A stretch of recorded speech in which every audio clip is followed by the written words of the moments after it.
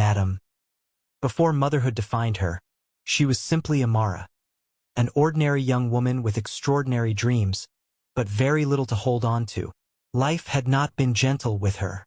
She grew up in a modest home, lost her parents too soon, and survived through sheer grit, hawking in the sun, scrubbing floors, and taking whatever jobs could keep food on her table. Yes, she had beauty, striking and effortless, but Amara never believed beauty alone could rescue her from poverty.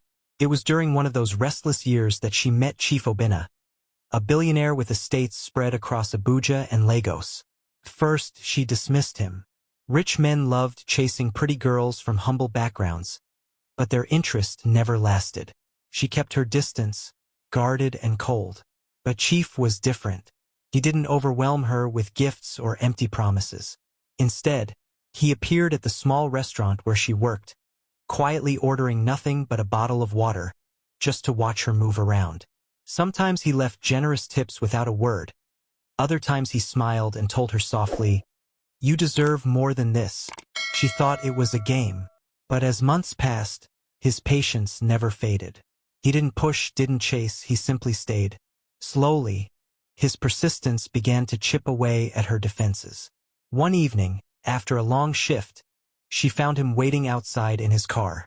Instead of making demands, he asked gently, "Amara, don't you ever get tired of being alone? Don't you want someone to believe in you?"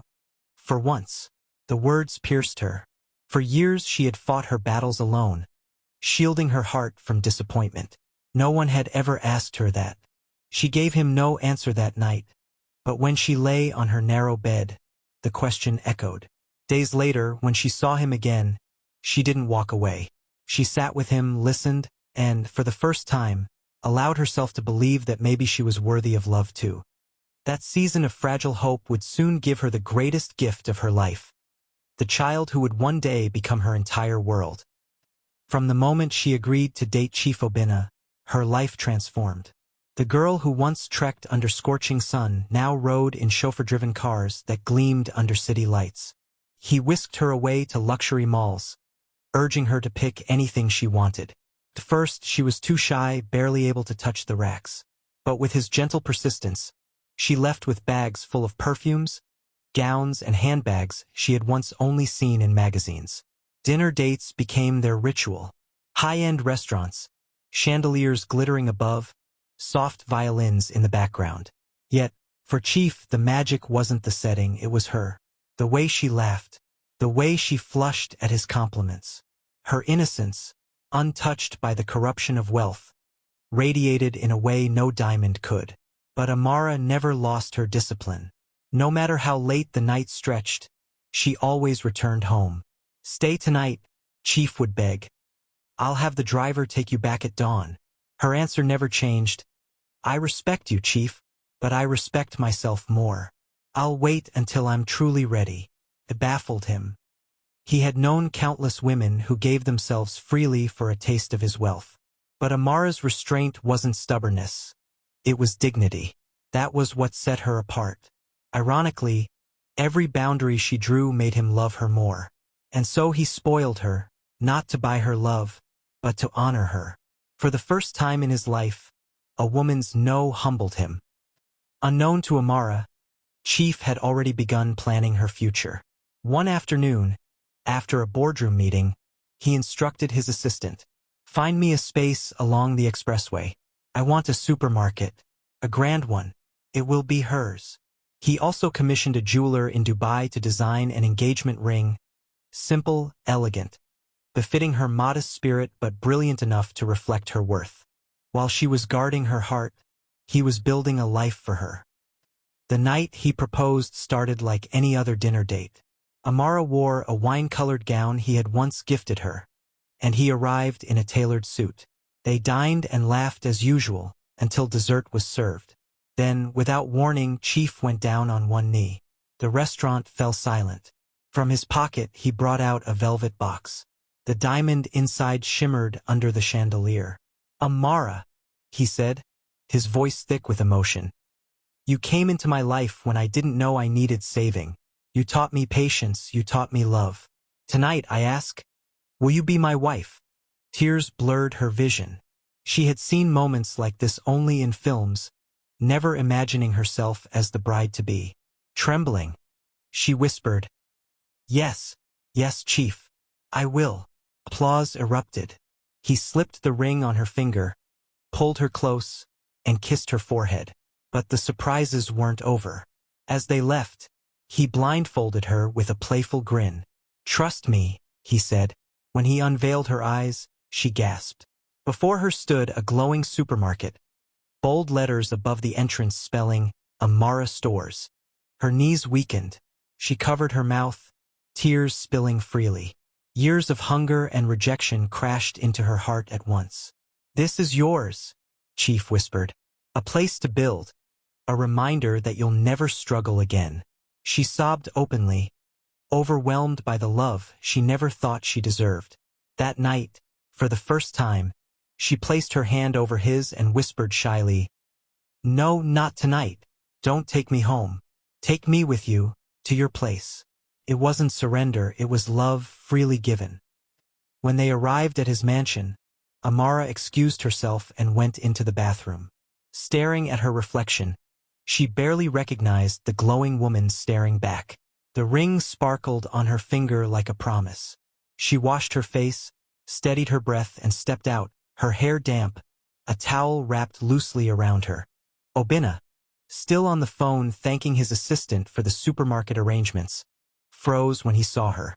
In that moment, words failed them both. For the first time, Amara wasn't the guarded girl who kept her heart locked away. She was a woman ready to give it fully to him and to the life they were about to begin together. That night, after months of restraint, Amara whispered softly, "Come to me." Oena froze. His voice trembled with both desire and respect. "Amara, but you said no sex until the wedding night." She stepped closer, resting her palm against his chest, feeling the heavy thump of his heartbeat. "I know what I said," she murmured. "But tonight, everything is different. My fears are gone. I know myself. Once I begin, I'll love it too deeply. That's why I waited. But now I want to give you everything." Oena swallowed hard, overwhelmed. For months he had waited, patient, disciplined, honoring her wishes. Hearing these words now felt almost unreal. Slowly, he rose from the sofa, took her hand, and followed her to the bedroom. Their lips met in a kiss that carried the weight of every moment they had held back. His hands trembled as he cupped her face, his body taut with anticipation. This was the moment he had dreamed of, yet still, he moved with reverence, afraid to hurt her. But when he finally tried to enter her, he paused. Her body resisted, too tight, and she winced in pain, instinctively pushing him back. His heart sank. "Amara, I don't want to hurt you." She shook her head quickly, gripping his arm, whispering, "It's okay. I'm ready. Just be gentle." He reached for a small bottle of lubricant from his drawer, carefully easing her discomfort. Again he tried slowly, patiently. She tensed, tears springing to her eyes at the sharpness of the first time. But she held on, whispering to herself, "It's worth it. He's worth it." Little by little, her body yielded. Though pain lingered, love carried her through. That night, Amara gave herself fully to the man who had waited and honored her. Their union was not just physical, it was the seal of everything they had built together. When sleep finally claimed them, wrapped in each other's arms, Amara knew her life had just crossed into a new chapter. The next morning, Amara stirred to the soft aroma of scrambled eggs and toasted bread. For a moment she thought she was dreaming, until she opened her eyes and saw him. Chief Oena, standing by the bed with a tray, smiling warmly. "Good morning, fiancé," he teased. She sat up quickly, clutching the sheet around her. You made this? For me? For you and only you," he said, setting the tray on her lap. "You deserve to be spoiled every day." Her eyes brimmed with tears again.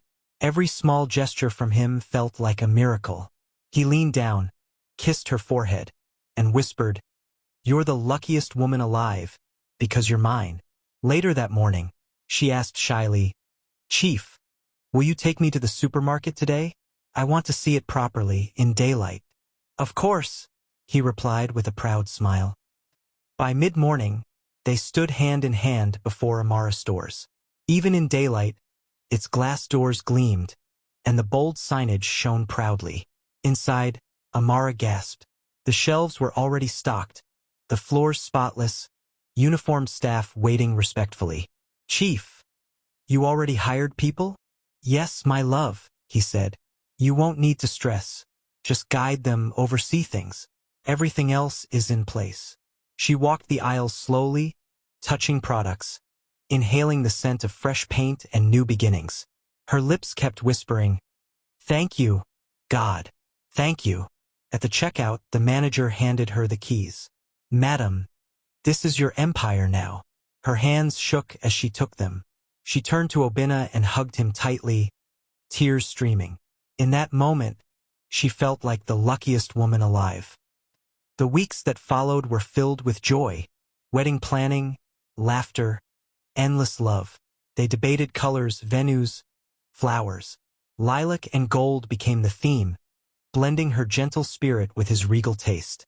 She chose her dream gown without ever glancing at the price tag. And then came the wedding day. The hall glittered with chandeliers, roses perfumed the air, and Amara glowed like a queen as she walked down the aisle. Their vows were exchanged before hundreds. Yet in her heart, it felt like only the two of them. The reception was grand, the laughter unending, but the true celebration awaited later. That night, in their honeymoon suite, Amara was no longer shy. Pulling him close, she whispered, "Tonight, let me love you the way you deserve." She surprised him with her boldness, her passion unrestrained. Where once she had been hesitant, now she gave herself with fire. Round after round, she matched his strength with her own. By the fourth, Oena laughed, breathless. "Ah, Amara, do you want to finish me on our wedding night?" She only smiled, resting her head on his chest. "No, my love. I just want you to know that every part of me belongs to you. This is my thank you for loving me, for changing my life." They drifted to sleep, their union sealed not just in vows, but in heart and body. The next morning, Amara rose early. For months, he had spoiled her with breakfast in bed. Today, she wanted to return the gesture. She prepared fried plantain and eggs, toasted bread, and tea. Proudly, she carried the tray to the bedroom. "Chief," she whispered playfully, "wake up. I made something for you." She touched his shoulder gently. No response. She chuckled. "Don't pretend you're too tired. Get up, Jor." She shook him lightly. Still nothing. Her smile vanished. She pressed her palm to his chest. Warm but no movement. Panic clawed at her veins. "Oena? Oena!" she screamed, shaking him harder. Still motionless. Her voice broke into a scream. "Help! Somebody help me!" The gateman rushed in, and together they carried him into the car. Amara clutched his hand, sobbing, as they sped to the hospital. Doctors rushed him into emergency. Amara collapsed into a chair in the hallway, whispering desperate prayers. Minutes later, the doctor returned with a grave expression. "Madam, please sit." Her legs trembled. "Doctor, is he okay? Please, tell me he's okay." The doctor sighed. "Your husband has a heart condition. He hasn't been consistent with his medication. Last night, he must have overstrained himself. That's what caused this crisis." Amara's eyes widened. "Heart condition? But he never told me. He looked so strong." "He's unconscious," the doctor said gently. "The next few hours are critical." Her world spun. Only last night, he had been her husband, her everything. Now, she was staring at the possibility of losing him. She fell to her knees, sobbing. "God, please, not now. Not after all this." Hours dragged like years. Amara sat by his bedside, refusing to move. Late in the evening, his fingers twitched. She leaned in quickly. "Chief? Chief!"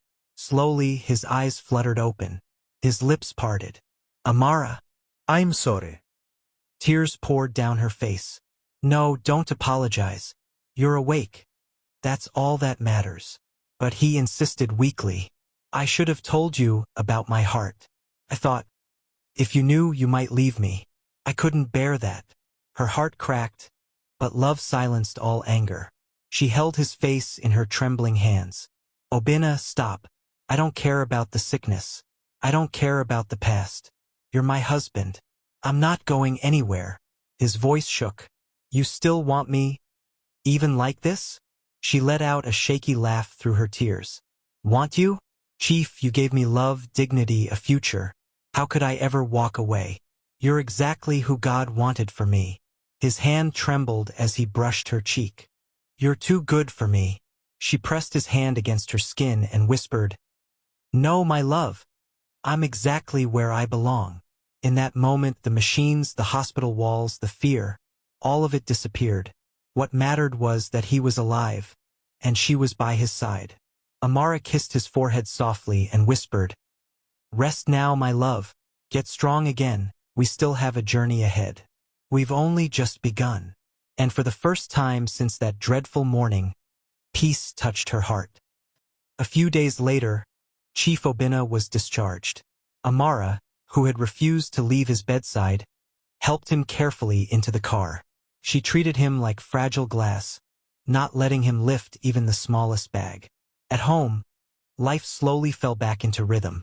Amara became both wife and caretaker, measuring his meals exactly as the doctors instructed, laying out his medications each morning, and watching his breathing as he slept. To her, every extra heartbeat was a blessing. But for Oena, the hospital scare left a shadow in his mind. Lying awake one night, he thought, what if it happens again? What if this time I don't wake up? The idea of leaving Amara, young and unprotected, terrified him. Though she had her supermarket, he knew she deserved more security. Quietly, without her knowledge, he picked up his phone the next morning and called his lawyer. Barrister, I need to see you privately, as soon as possible. 2 days later, they met. Oena spoke with steady voice but heavy eyes. I want my will drafted immediately. My wife, Amara, must be the primary beneficiary. The supermarket is already hers, but I want her name on the deeds of my estates, my investments, everything. I don't want her struggling if I'm gone.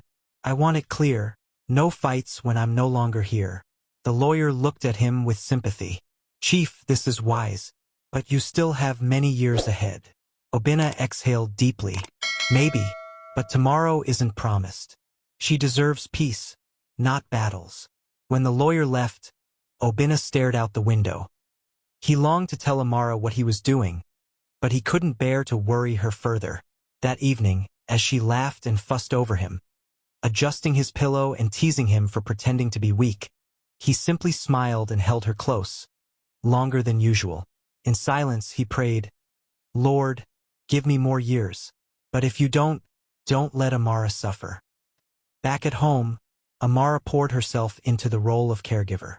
She laid out his pills before he woke, cooked light meals, and scolded him whenever he tried lifting anything heavier than a newspaper. Chief, you nearly scared me to death in that hospital. Please don't argue with me, she would say firmly. And though he teased her, he always obeyed, because he saw the fear in her eyes whenever that morning replayed in her mind. Yet while she guarded his health, Amara was fighting her own quiet battle. Their wedding night had awakened a passion in her that burned daily. Every brush of his hand, every kiss on her forehead left her aching. She longed for him, deeply, but she remembered the doctor's warning. Heart disease. Don't overstrain him. And so, each time desire stirred within her, she swallowed it down, trading fire for patience. Still, Oena noticed. One evening he caught her staring at him, cheeks flushed, lips parted. Amara, he teased, are you looking at me like I'm food? She laughed, embarrassed, hiding her face in her palms. But inside, she knew it was true. She craved him, yet more than anything, she wanted him alive.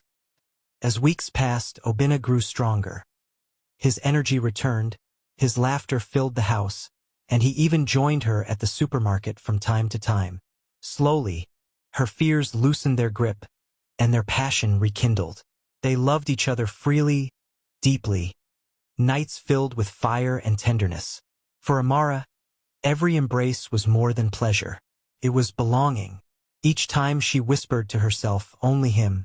No other man will ever have me. Just him. One evening, after a long day at the supermarket, she dressed beautifully and prepared his favorite meal. She lit candles in the dining room, eager to welcome her husband home. The moment he walked in, weary but smiling, she rushed into his arms. "Chief!" she called joyfully. But before she could hug him, his body swayed. His eyes rolled back, and he collapsed onto the floor. Her scream tore through the house. "Not again! Oh God! Not again!" She fell beside him, shaking, crying, "Oena! Wake up! Please don't do this to me." The gateman rushed in, and together they carried him into the car.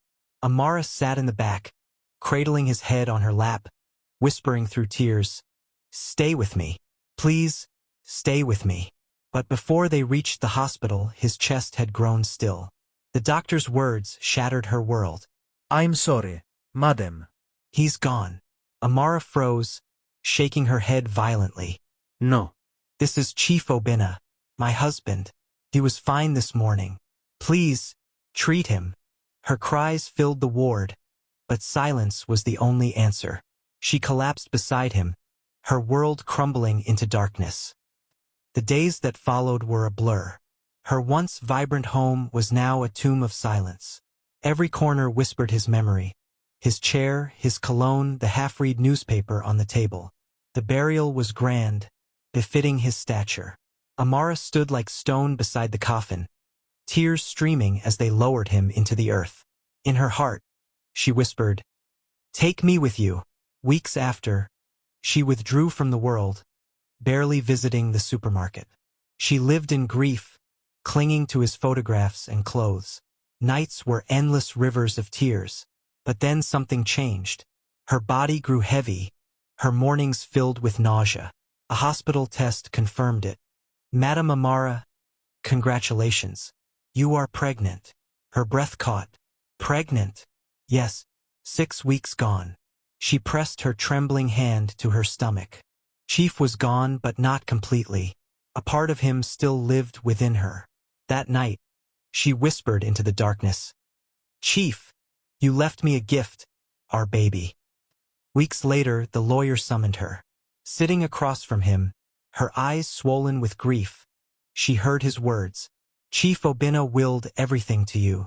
The supermarket, the estates, the businesses, all are in your name." Her tears flowed, not for the wealth, but for his thoughtfulness. Even in death, he had protected her. To her surprise, his family did not contest it.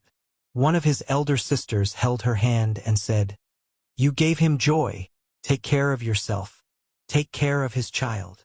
Amara wept anew, this time, from unexpected kindness. Her pregnancy was not easy. She managed the businesses by day, but at night the emptiness consumed her. She hugged his pillow, spoke to her unborn child, and prayed for strength. When labor came, it was in the dead of night. Hours of pain and desperate prayers ended with the cry of a baby girl. Amarachi. As Amara kissed her tiny forehead, she whispered, "You're all I have now. The peace of your father I will treasure forever." From then on, grief and hope walked hand in hand. Amarachi became Amara's world. She was dressed in the finest clothes, celebrated with the grandest birthdays, and attended the best schools. Amara never let her lack anything. But there was one struggle: academics. While her peers excelled, Amarachi's results were always at the bottom. Amara's heart ached. She could not let her daughter carry the reputation of a dull rich girl.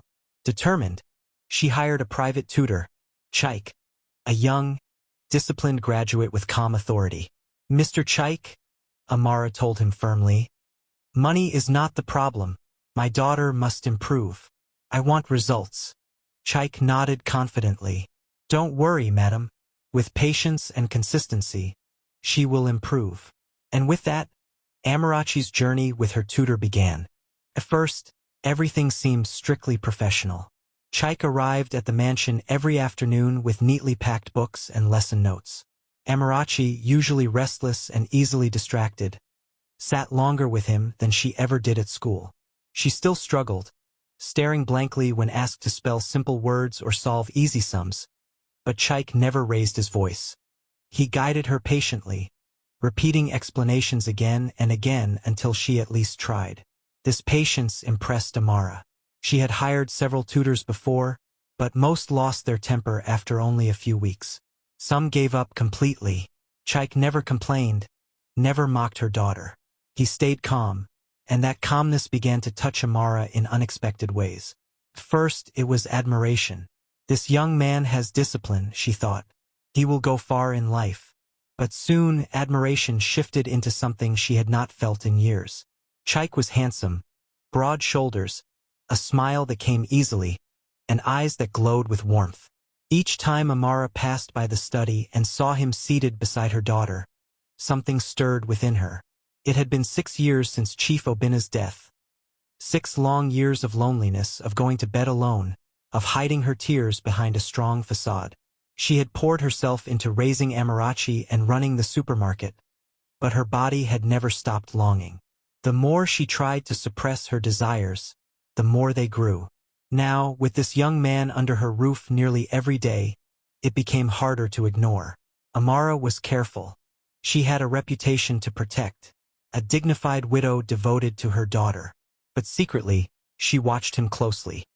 The way his shirt clung to his chest on hot afternoons, the sound of his deep voice explaining lessons, the quick smile he gave her when their eyes met. She reminded herself of the risks, of her status, of her child. Yet each passing day made it harder. Chaik was no longer just a tutor, he was a temptation. Chaik too battled with himself. From the beginning, he had sworn to remain professional. He wasn't just a teacher. He was a young man trying to build a career and a reputation. The last thing he wanted was to be seen as chasing after rich widows. But no matter how much he tried, he couldn't deny what he felt. Every day, while teaching Amarachi, he found his thoughts drifting toward her mother. Amara was beautiful in a way that commanded respect. Elegant, graceful, with a quiet strength. Even in simple gowns at home, she carried herself like royalty. And beneath her poise, he saw something others missed: loneliness. He noticed it in her sighs, in her eyes when she lingered by the door, in the way she sometimes stayed a little too long when offering him tea. At night, Chaik lay awake replaying these moments. It wasn't her wealth that drew him. It was her story, her sadness, her strength. He longed to tell her how he felt, but fear silenced him.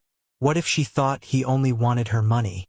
So he kept quiet, carrying the weight of unspoken desire. Chaik was not a man who chased women.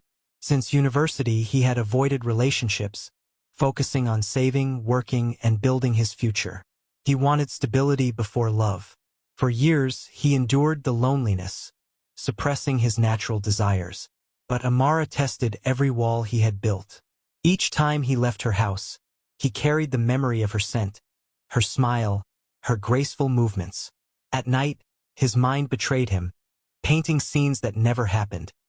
Amara leaning closer, Amara whispering his name, Amara touching his hand. He hated himself for imagining, but he couldn't stop. A man who had sworn to wait until he was settled now found himself fighting against emotions he thought he had mastered. Everyone in the mansion trusted Chaik deeply. Amara trusted him with her daughter in ways she hadn't trusted anyone since Chief's death.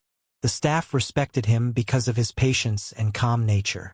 That trust only grew stronger. But with it, so did the tension between them. Silent, heavy, and undeniable. One faithful afternoon, he was alone with Amarachi in the house. Amarachi came down for her lesson, wearing a short gown. She slumped into the chair in her playful way, her posture relaxed, her legs not fully closed. No panties on. At first, Chaik tried to focus on the equations he was writing on the board. But soon he found his eyes drifting against his will and losing focus. His chalk hesitated on the board, his words stumbled. Innocent little Amarachi never knew her legs were opened, and he was looking at her private part. What does a child know? At this point, Chaik wasn't looking at her as a little girl anymore. He was looking at her like a mother. Amara. That was pictured in his head. The realization unsettled him. He gripped the chalk harder, forcing himself back into the lesson, but the image was already burned into his mind. And for the first time, he felt the ground shift under the trust everyone had built around him. And he couldn't hold himself anymore. He moved closer to little Amarachi, pulled her closer. He kissed her. She smiled. She thought it was just normal adult to a child kiss. She never knew he meant more. The kiss lit up a fire in Chaik. He carried her to the guest room closest to them downstairs. He lay her on bed, raised her gown, and started using his fingers to play with Amarachi's private part. She felt uncomfortable and more sensitive. But as long as she wasn't feeling pain yet, she kept calm. He continued for minutes. Later on he took of his short, brought out his manhood. Little Amarachi never knew what it was. It was just big and dark. She was still quiet. Then he tried to penetrate. It wasn't going through. Then Amarachi's tone changed. "Uncle, what are you doing? Please stop. It's painful." He told her to calm down, that he would do it slowing and buy her sweet later on. He wasn't comfortable with it. She was still trying to express how she was feeling. Before you know it, Chaik pushed his manhood with force into her vaginal. Amarachi screamed sharply. In tears, he quickly covered her mouth and tried to calm her down. He didn't stop. He kept on stroking in and out because he wanted to feel lighter first before anything else. Then he reached his peak and burst the knot inside little Amarachi. Immediately he withdrew. He saw red clean blood and his milky thick semen coming out of her vaginal. She was crying seriously. She asked him why he is hurting her so much. He took tissue paper and wiped the discharge.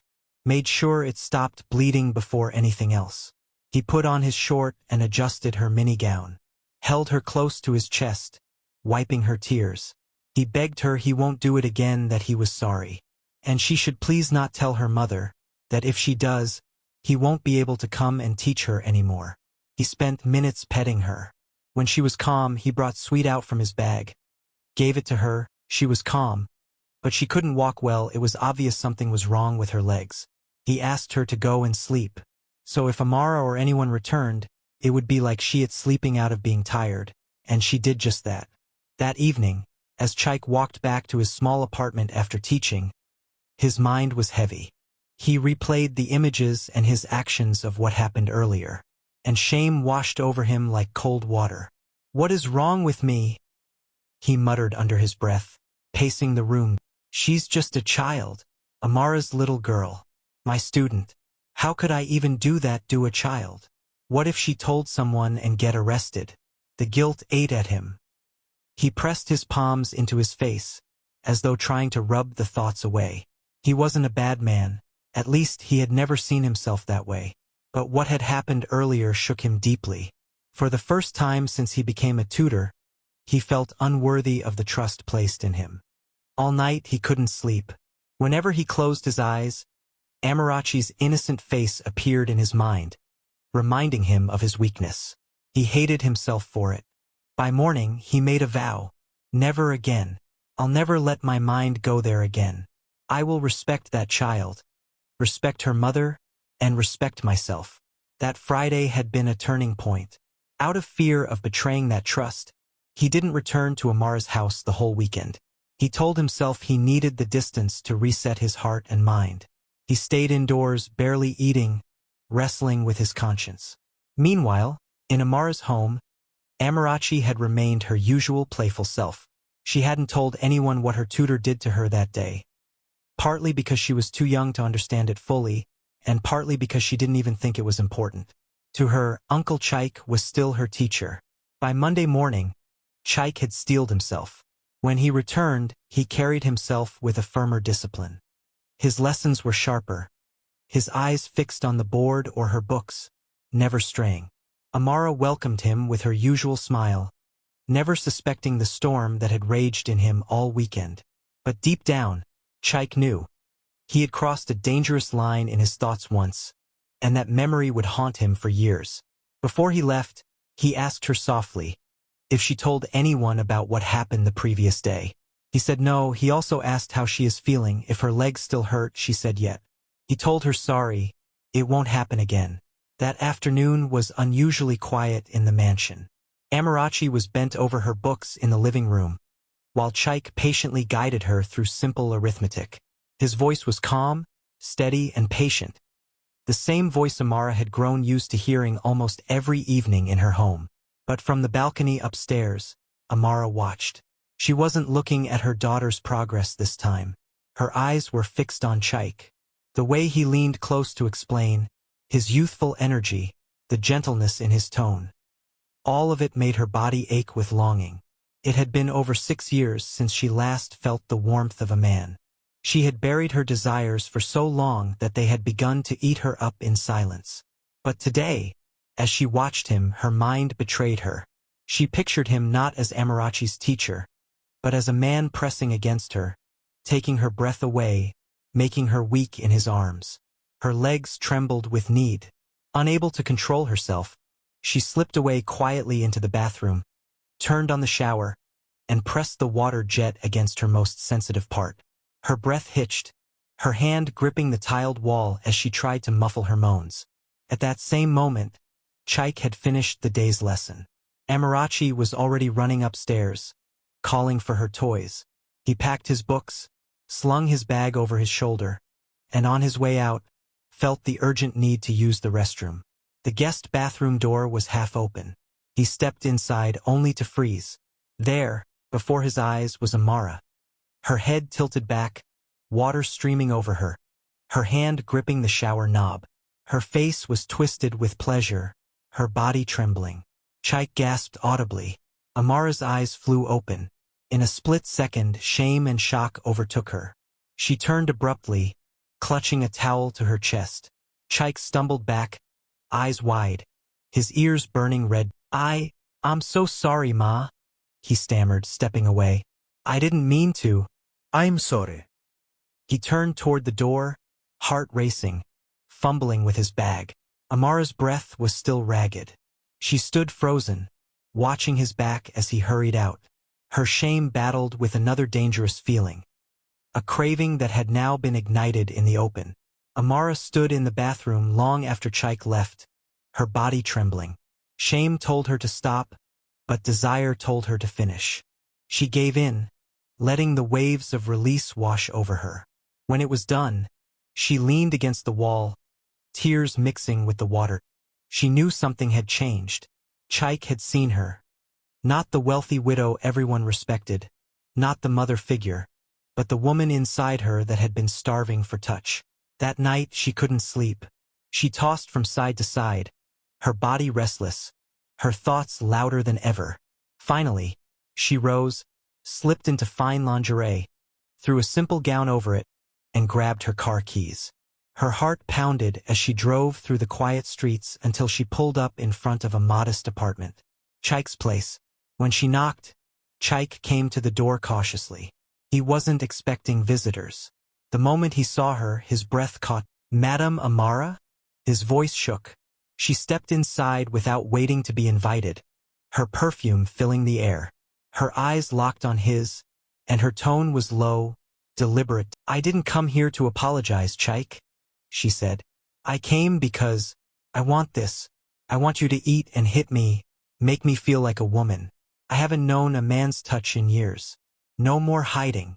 Chaik's mouth went dry.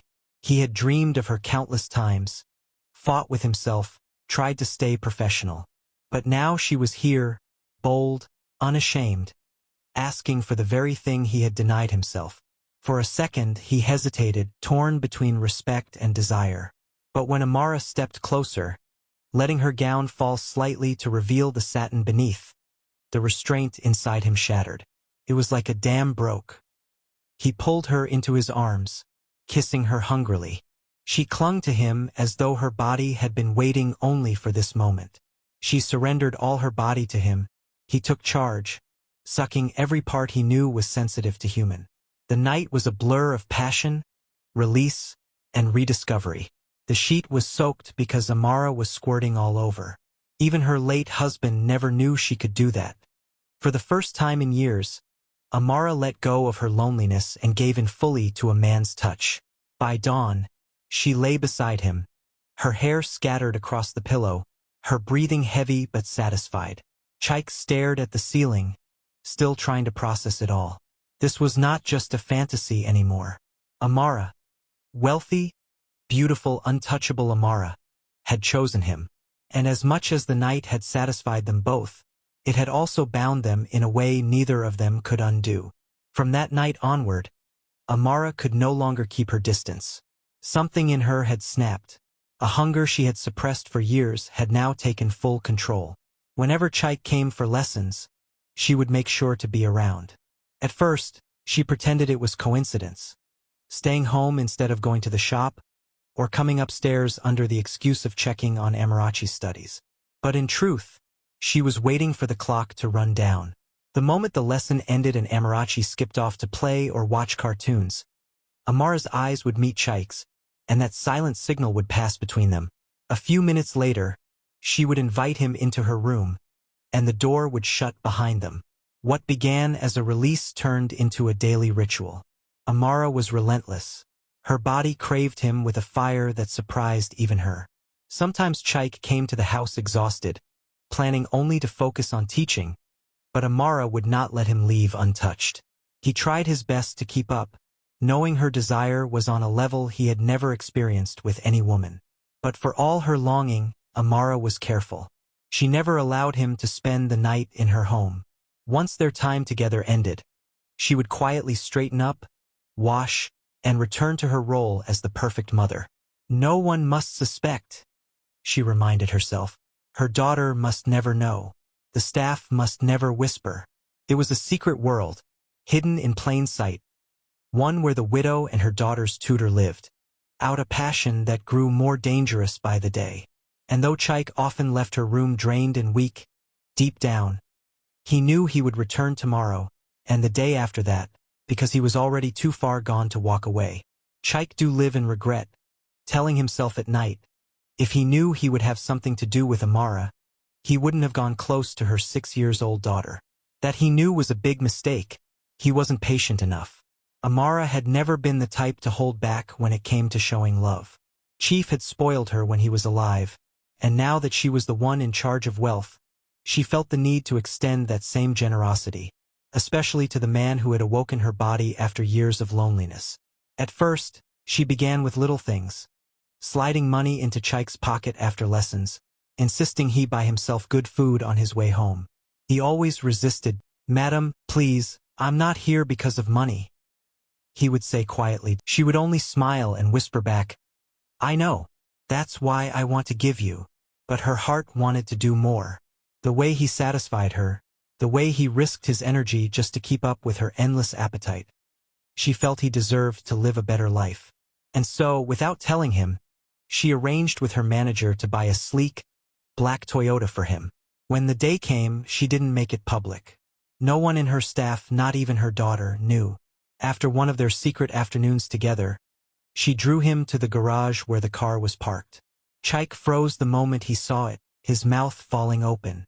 "Madam, what is this?" he stammered. "It's yours," Amara replied with a smile, dangling the keys before him. "Don't argue with me. You've given me more than money could ever buy. Let me give you this." Chaik's chest tightened. He had never had anyone do something like that for him. But still, he shook his head. "Amara, I don't want you to think I'm with you because of your wealth." She reached for his hand, pressing the keys into it. "I know your heart, Chaik. If it was money you wanted, you would have asked from the beginning. But this," she touched his cheek softly, "this is me saying thank you, just for you. No one needs to know." And indeed, no one ever knew. The car was registered quietly, kept away from curious eyes. It was their shared secret, just like their affair. For Amara, it was proof that she trusted him with not only her body, but also her wealth. For Chaik, it was a burden and a blessing, because now, more than ever, he knew he was bound to her in a way he could never untangle himself from. Weeks passed, and Amara could not ignore the changes happening around her. Her own body was different. Nausea in the mornings, cravings late at night, and a tenderness she knew all too well. But what worried her more was little Amarachi. Her once lively daughter had become withdrawn, always looking tired, sleeping for long hours, and often complaining of stomach discomfort. At first, Amara thought it was malaria or perhaps a deficiency. She rushed her to the hospital, demanding thorough tests. Blood work came back normal. The doctor said, "She's fine, madam. Maybe she just needs more rest." But Amara wasn't convinced. Something wasn't right. The lab scientist, out of thoroughness, decided to check further. Almost jokingly, he added a pregnancy test to the list, though no one suspected such a thing in a 6-year-old child. Amara, already anxious about her own symptoms, told the nurse to run the same test for her. Hours later, the results were ready. Amara opened hers first. Positive. She closed her eyes and sighed deeply. She wasn't surprised. Her body had already told her. Then she opened Amarachi's file. Her hands trembled. Her eyes froze on the result. Positive. "No, no, this can't be." Amara gasped, her heart pounding. Her first instinct was denial. She thought it was a lab mistake. "Run it again," she ordered. They did. The result didn't change. Amara staggered back into the chair, her whole world spinning. Her own pregnancy didn't matter anymore. She barely even thought about it. The only thing that echoed in her mind was, who is responsible for Amarachi? Her heart squeezed painfully as suspicion began to crawl in directions she did not want to face. Her daughter was only 6. Too young. Too innocent. Yet somehow, she was carrying something she should never have to bear. Amara held the paper in her shaking hands, staring at her little girl through teary eyes. Amarachi was sitting quietly in the waiting area, her feet swinging off the chair, humming a children's rhyme, completely unaware of the storm her mother had just stepped into. For Amara, everything around her blurred. She knew one thing for certain. Life in that house could never remain the same again. When they got home, Amara's mind was racing. Her steps were heavy as she led Amarachi upstairs. She didn't want the maids or anyone else to overhear, so she shut her bedroom door softly and sat her daughter down on the edge of the bed. She crouched to her level, forcing a warm smile though her heart was beating like a drum. "My baby," she whispered, "I need you to be very honest with Mommy. Has anyone ever touched your private part?" Amarachi's eyes widened. She blinked rapidly and said quickly, "No." Amara stared at her for a moment. Her mother's instinct screamed otherwise. The way the child looked down, the way she rubbed her palms together nervously, it was not the truth. She took Amarachi's little hands in hers, squeezed them gently, and leaned closer. "Listen to me, sweetheart. Nothing will happen to you if you tell Mommy the truth. Promise. I will protect you, but you have to trust me." There was silence.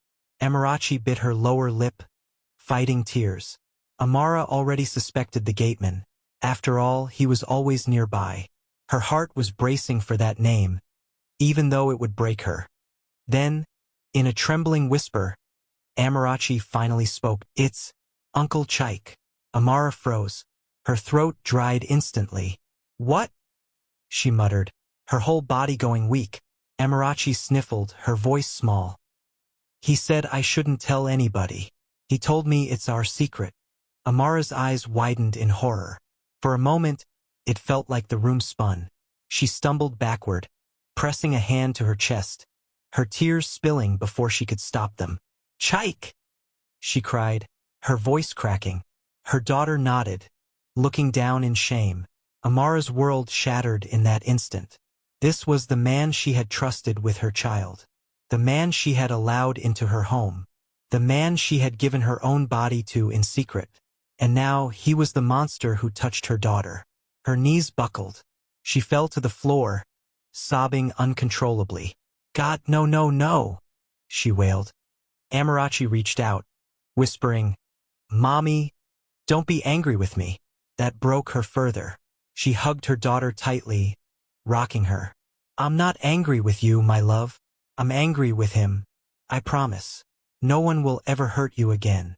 Her tears turned to fire. Amara rose, her heart now carved from stone. That night she called the police. "Come to my house immediately," she said, her voice sharp. "There is a man here who abused my child." Minutes later, officers surrounded Chaik's residence. Amara led them, her daughter's hand clasped firmly in hers. When Chaik opened the door, confusion on his face, he froze at the sight of her glare. "Madam?" he started, but the police seized him. Amara stepped inside, gathering every gift she had once given him. Clothes, shoes, even the car keys, throwing them at the officer's feet. "He used all this to cover evil," she spat. "Take it. I want nothing left of him." Chaik tried to plead, but she silenced him with a cry that carried all her pain. "Don't call my name. You touched my child. You betrayed us. Lock him away. I never want to hear of him again." The officers dragged him off in chains. To Amara, he was already gone. That night she held Amarachi close, whispering through tears, "I'm so sorry, my baby. I should have protected you." Guilt gnawed at her, but her resolve hardened. Never again. She would be mother, father, protector. No man would ever come between her and her child. The next day, concealed in a scarf and dark glasses, she drove Amarachi to the hospital once more. Doctors spoke softly, carefully about options. With a breaking voice, Amara made her decision. "Neither of us will carry a rapist's child. Not my daughter. Not me." The procedures were carried out quietly. Amara never left Amarachi's side, whispering reassurance, though inside her heart bled. When they left the hospital, both lighter and heavier, Amara knew the scars would linger forever. Justice came swiftly. The courtroom echoed with fury when evidence and testimony exposed the crime. The judge's gavel fell heavy. "Chaik Obi, for the violation of a minor, you are hereby sentenced to life imprisonment." Amara didn't look at him once. He no longer existed. From then on, her life revolved entirely around Amarachi. Business, wealth, comfort, everything else became secondary. She rose early to prepare her for school, oversaw her studies, and surrounded her only with trusted women. No man entered their space unsupervised. Even a plumber fixing a pipe made Amara tense until the work was done. Her body still longed for intimacy at times, but she refused to risk it again. Loneliness became her burden, one she carried in silence. To the world, she remained the poised, untouchable widow. But inside, she had locked her heart away, devoting all her love and trust to one person alone, her daughter. For Amara, Amarachi was everything. Her world, her hope, her reason to rise each day. And no matter how long she lived, she vowed one thing would remain unshaken. No one will ever harm her again. Thanks for watching. Kindly like, share with friends, and subscribe for more amazing stories.